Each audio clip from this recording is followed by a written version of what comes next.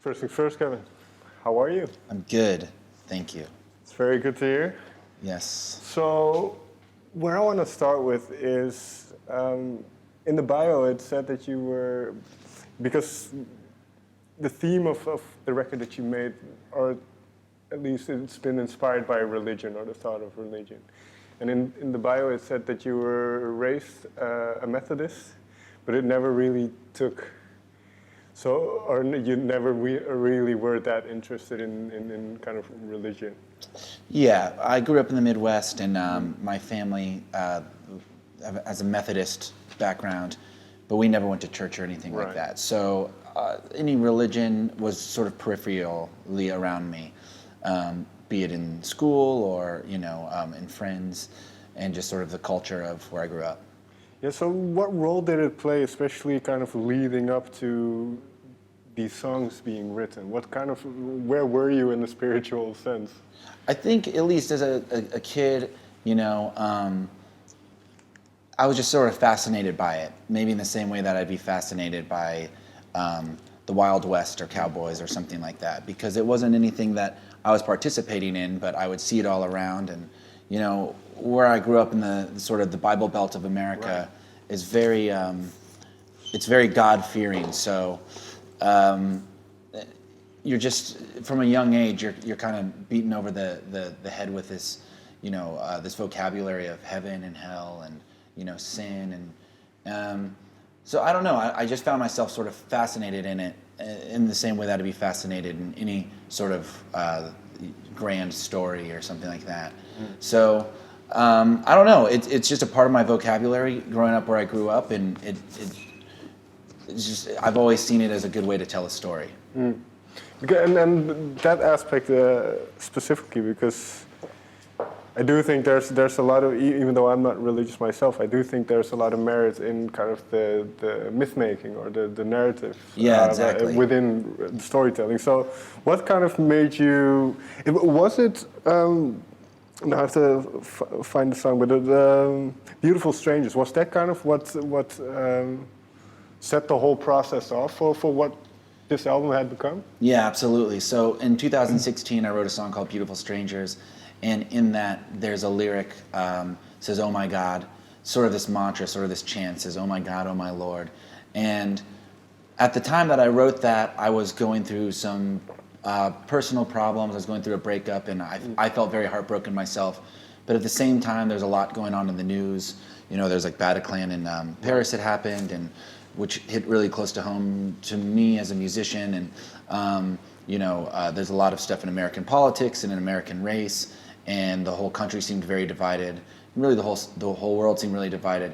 So I was going through this sort of personal heartbreak, but I thought, it seemed it just seemed sort of selfish to write another love song, or like the world didn't need another love song at that time. So I wrote this song that was sort of about the heartbreak that the world was experiencing. And that line, me saying, "Oh my God," it's kind of, it's one of the only phrases that seemed to sort of encapsulate everything that was happening at the time, at least for me. To be able to put my emotions into it was kind of, the only thing I could say was that phrase. Because, you open up the news, and I just found myself, whether it was a gasp or I was laughing or I was scared, I was just constantly saying this phrase, "Oh my God." So I released that song, and people really responded to the song, and it seemed like that part, like when I would play it live, people would really sing along, and it was just kind of this thing that became almost this mantra, and I found myself writing other songs and that phrase reappearing, and that was kind of the seed that planted what's become the album. And that phrase, sorry, that phrase, "Oh my God," is quite interesting in itself, I think, because, and I might be wrong in this, but I think a lot of non-religious people use it quite extensively as well. Yeah, exactly. There's a lot I love about the phrase like that. Gearing up to do this record, I knew a lot of people were going to ask me, like, since you're not a religious person, why would you make a religious album? But it's not necessarily a religious album, and it's the same. You could ask the person right back, You know, if you're not a religious person, why would you use the phrase "Oh my God" or "Jesus Christ" or even "Holy shit" or something? You know, it's just it's so embedded in our vocabulary. And there's also something I like about the phrase because it's claiming something. If you break it down to its parts, it's saying like, "Oh my God," you know. Sorry, touching the microphone, but you know, "Oh my God," as if it belongs to you or something. And there's something I like about that. And there's almost a sense of release in it, I think, as well. But just shouting it out, oh my God, because so many people say it, and even in the Netherlands you hear it a lot. So yeah, it's really, especially now having named the album that, I pick up on it way more, and it's used constantly. But so Beautiful Strangers is then the kind of the jumping off point. Was it immediately after that you started writing and started conceptualizing kind of this idea? Yeah, pretty immediately after, and in fact, at that point, I had my last record was called City Music, and that was already getting ready to come out, and after I wrote Beautiful Strangers, I started writing this whole other batch of songs, and I planned for them all to be on this record. But because Beautiful Strangers was dealing with current events at that time, I felt it's best to get that out as soon as possible. So the short answer is yes. I started writing the rest of the album around that time. And like kind of, because I don't know if you really delved into religion as such, or how you kind of started to conceptualize it or do research into it. But what kind of were the main tenets of kind of religion that you wanted to touch upon? I think everything about it, you know, from the absurdity of it to the beauty of it, because I think organized religion can be a very powerful thing, and it can be a good power and it can be a bad power. And again, it's back to just sort of my peripheral fascination with it. I think if you grew up in the church and you didn't believe in it, you would never want to make a record like this. You know, you would be sick of it. You would be bored of it. I have a lot of friends who went to all boys Catholic school or all girls Catholic school, and I think something like this album would, you know, it's just something that they would not necessarily ever want to make, because they've been, you know, they grew up with it. It was such a part of their you know, they would have to take tests on it, you know. Right. But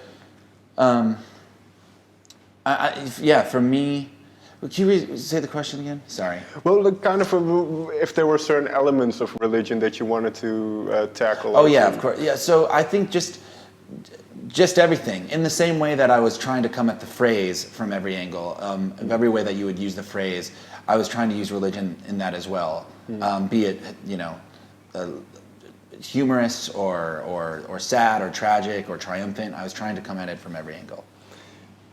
Very quickly, because like say where you were growing up in the United States, it's a very God-fearing area. So was there a noticeable kind of, I don't want to say divide, but was there a divide between people who were very religious, or did it not play a role? Yeah, for sure. Where I come from in the Midwest, it's very, there's a thing called like Midwestern sarcasm, and people are sort of passive aggressive in this way. And I always felt that, you know, a lot of times I would tell people or parents of certain friends that, you know, I didn't go to church or belong to any sort of organized religion, and you'd always felt a little bit judged, you know, but it was no big deal. It wasn't anything crazy. You weren't like banished from the society or something, but there's definitely a sort of judgment going around. But you know, like most kids, a lot of kids retaliate against that sort of thing and become individuals and do their own thing and kind of lash out in their ways. So that was normal as well, and that was definitely like me and my friend group. But a good example I always use is there was this church near my house growing up that had a sign on it that said, "Stop, drop, and roll doesn't work in hell." And it's one of those things that it's laughable, but those sorts of things will stick with you, especially as a child. You know, you'd laugh about it with your friends, like, "Oh, this is saying if you don't believe in God, you're going to burn in hell for your eternity, and you'll be on fire for forever."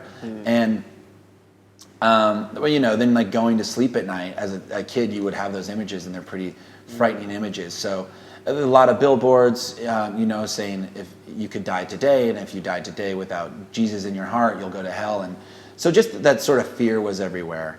And again, I just found it fascinating. Before we get into the songs a little bit more in depth, just one quick question about kind of having delved into religion in this way, and well, like you say, you have a fascination and kind of looking at all parts of it. Has it changed your view on religion in any sense? No, not really. You know, it's about the same. I always say that I'm a spiritual person, but not a religious person. And it's funny, you know, where I come from, like I've been saying, it's very religious, but the truth is everywhere is really religious, and everywhere's got their you know, their own idea of it, and it's embedded in their culture in their own ways. And because I like a lot of religious art, and I'm always buying it in antique stores or whatever, whenever I travel, it's something that I'm looking for a lot. And a lot of times I'll buy this religious art, and people will be sort of confused as to why I'm buying it. You know, I think that they're used to maybe an older demographic of very religious person buying it or something, and you know, why does a young kid who looks like you want something like this? But I don't know. It's just always about the stories. If you go into my house, it's a lot of like Wild West art, and it's a lot of religious art. Is it in terms of you mentioned the stories in terms of morality and those kinds of elements? Because one thing that I recently read a book about Greek gods and heroes, and that has a lot of those kind of myth-making morality tales in them as well, and that stuck with me a little bit. So is that a similar thing where you look for certain, well, not necessarily just morality tales, but those kinds of? Yeah, absolutely. I mean, everything under the umbrella of it, I think, is pretty, you know, incredible. Be it, the morality is a huge part of it for sure. But that's just one of many, I guess. So if we go to the music then, because I believe on City Music it was already more of a collaborative effort. So what was your mindset going into this one? Because they were, I suppose, then done in quite quick succession. Did it kind of just flow on from the previous album, kind of the way you worked? Not really. I worked with Sam Cohen, who I did my record Singing Saw with, which is 2 records ago. And Sam and I, this one was way more thought out than Singing Saw. I think Singing Saw we got together and we made kind of quickly, though we put a lot of thought into it. It just kind of worked right away. Whereas this one, Sam and I, we tried a few different things first, and none of it was really sticking. And then we kind of came in. We knew what story we wanted to tell, but we weren't quite sure how we wanted to tell it. And it took a few tries before we settled on, or not settled, but we discovered sort of the sonic platform that we wanted to tell the album's tale on. Because one thing that I noticed is that there is a lot of space in it. There's a lot of piano, but also there's a lot of openness, so to say. So, and that's sort of something that we didn't stumble into it. It just took us a few tries to eliminate other things to kind of realize that that's what we needed. One thing I also thought was, because you're known for guitar music as well. Did the piano bring a different kind of songwriting out in you? Yeah, well, a lot of these songs actually were written on guitar. Okay. And so it's a thing, when Sam and I got together, the first session that we did, we were recording a lot of these songs just on guitar. And when we're listening back, it felt, it wasn't bad, but we felt like we were making like Singing Saw Part 2, basically. Like we're kind of making the same record again, which we definitely didn't want to do. And so then we kind of broke it down, and we thought about the subject matter, and you know, it's this quasi-religious record, and you know, what should be the platform for that to take flight.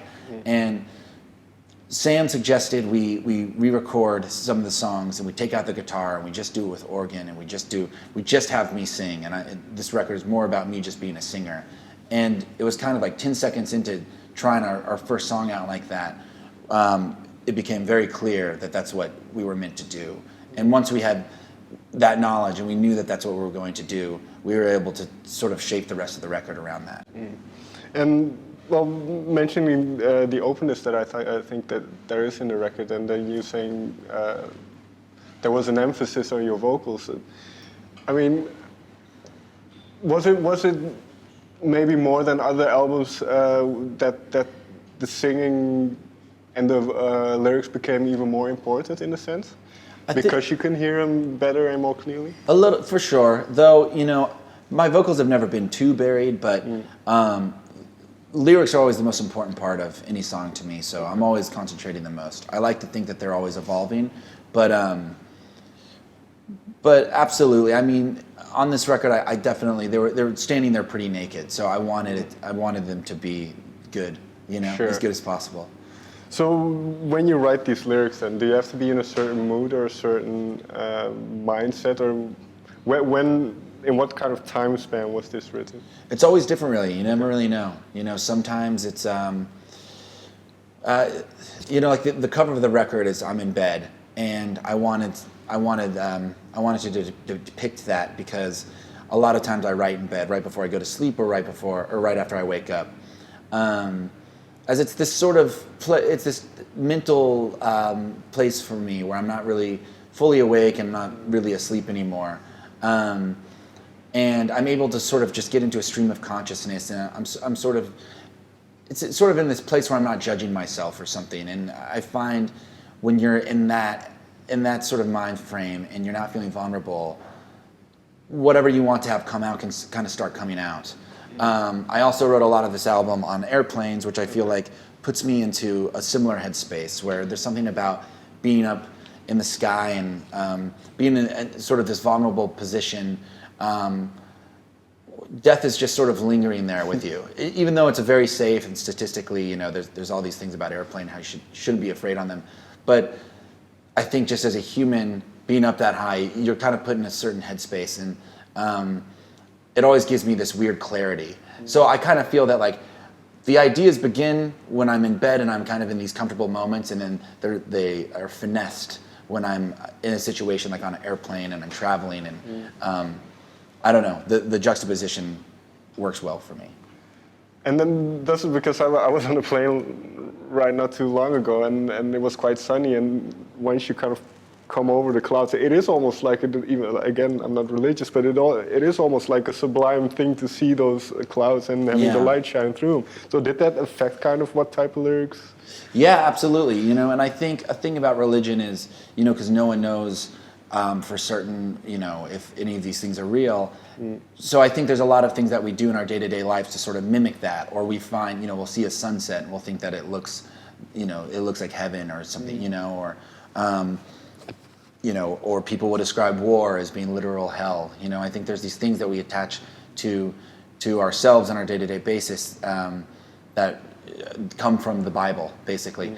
And that's certainly one of them, being on an airplane and being above the weather. And there's something about you're in the sky and you're elevated and the rest of the world is kind of happening below you, and they're below this sheen of clouds, and they're vulnerable to this weather, but you're safe from it because you're above it. And it's absolutely, it puts you in this sort of like kingdom mindset. I don't know. No, I definitely had that when I was up there. But going into the lyrics then,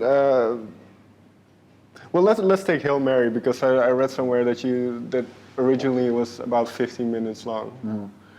So once you start writing a song like that, and in this case I suppose it's more narrative style with characters and such, but how does that continue to develop? How does that, is that written just in a single hour, or does that develop over time? No, that song particularly was written over a long period of time.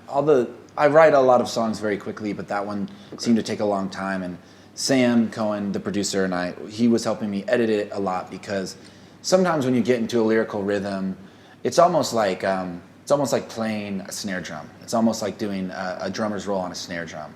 And once you're in this good rhythm, sometimes it's hard to stop, and you feel like you can just go forever. Sometimes writing lyrics for me is like that, where I get into this sort of pattern, and I really like the rhyme scheme I've come up with the melody, and lyrics just start coming out, and they can kind of just go and go and go. And at a certain point, I take a step back, and I'm like, oh, there's 15 verses in this thing. I've got to start, taking this down a little bit.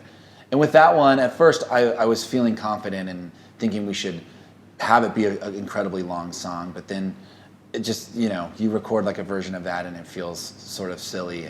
And the sentiment of what you're trying to say and the story you're trying to tell, sometimes it's better to be a little bit shorter to get it all across. You can't expect a listener to, devote 15 minutes of their time to one song sometimes. Sometimes you can, sometimes you can't. Well, because that thought is something I find quite interesting, because on the one hand you have kind of industry conventions where you don't put on a song that's 15 minutes long, but do you feel at times kind of constricted by certain rules of making music? Never. And in fact, all my most popular songs, I don't really have a hit, but like if you were to look at any of my songs that I don't know have gotten the most plays or that the crowd loves the most, they're all my most unconventional longer songs. So I truly believe you do whatever you think is best. And sometimes that calls for, like I have a song called Harlem River, and I think that's probably my best known song, and that's 9 minutes long, and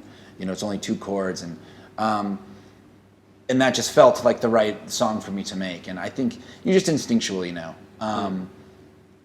But I never feel like I need to make a pop hit or anything like that. Right. Well, when you're going to cut it down, like you did with Hail Mary, you mentioned it already, but is it difficult then to keep the essence of it intact while slimming it down? It was. I mean, in the end, I'm really happy with the product, and I know that we got what I was trying to say. I think it is a little difficult, but it's kind of a fun game to play. It's really like cutting out all the fat of the song. So I think, you just look at it as like a piece of meat, basically, that has a lot of fat on it, and you think to yourself, well, I just want to eat, the most. Maybe that's not the best analogy because sometimes the fat tastes the best, but you know what I'm saying. Like it's almost like you're going on a trip, and you're like, I can only take so many things. I want to take everything that's in my room, but I can only take so many of them. What are my essentials that I need for the trip? Like. What's going to serve me best, and it's more like that. And I suppose it's also an exercise in songwriting then, where you have to be more concise, because obviously you only have... For sure. Which I'll say is one of the first times that I felt myself doing that. Okay. There has been times in the past where maybe I could have stood to edit something a little bit more, but I'm also glad that I left those songs how they were, just because everything is constantly evolving. But that's interesting then, because you say that you and Sam for this one had very much an idea of how you wanted it to be. Is this the first time that you kind of planned everything out quite well? I think it's a little bit more thought out than past records, yes. Just because we had a lot more time to do this. I started actually, like I said, writing it after Beautiful Strangers in 2016. And here we are in 2019. So yeah, I think I just had a little bit more time, and given the way my career's been going, I've had a little bit more money, which I'm very fortunate to have that, to take a little bit more liberties with how I record things and how I take time. And Sam and I were in a good rhythm of there's a good year or so of me sending him demos and him giving me feedback and us meeting up and just listening to things, and I feel like we really got to get it exactly where we wanted it to be. And that's also a pertinent point, I think, because when you first started releasing music, you released an album in 2013, 2014, 2016, 17. So were you in need of some time, so to say? A little, I guess so. Just a little bit of time, but the way that scheduling works with everything, it still is able to come out pretty shortly after the last one. I think it's the longest that it's been for me to release a record, which has been, I guess, a year and a half. Because well, I do this work quite a lot, and there's not many people that release albums as quickly as you do, which is what keeps you kind of?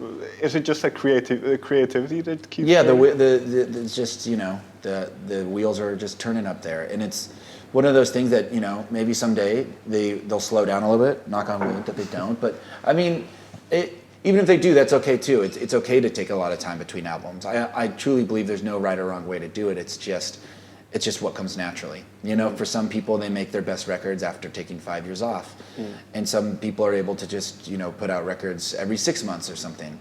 I think for me, I like to honor my creativity, and if things are happening that I like, then I want to be able to put them out into the world.